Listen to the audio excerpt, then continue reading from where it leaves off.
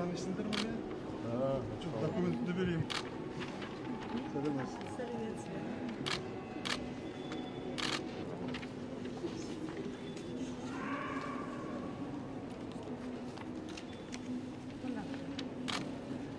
Deli şu. Yok, yok. İki yıl.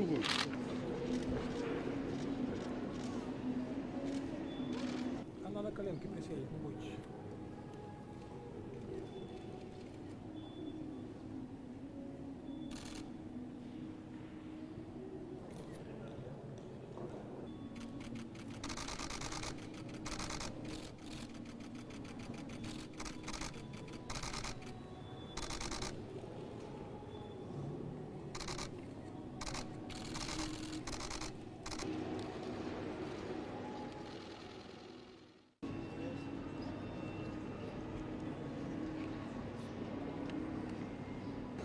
Еліміздің өмірінде бүгін бір өте жақсы болашаққа қол созған тарихи күн деп есептеймін.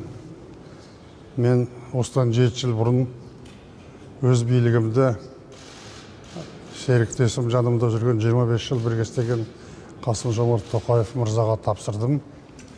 Уақыт өтіп жатыр. Әр буын келеді, әр буын өзінің жаңалығын алып келеді. Барлығы елдің игілігіне болсын деп есептеймін.